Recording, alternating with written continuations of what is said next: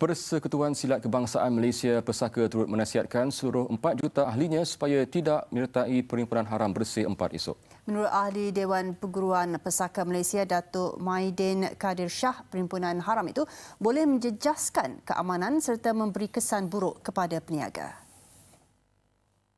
Negara kita ini ada ramai yang memerlukan berbagai-bagai kemudahan. Dan kemudahan itu dengan adanya sesuatu tindakan yang tidak mengikut undang-undang akan menyebabkan orang lain akan merasa kesusahan itu. Dan saya rasa itu bukan cara yang terbaik kerana kita mengorbankan rakyat.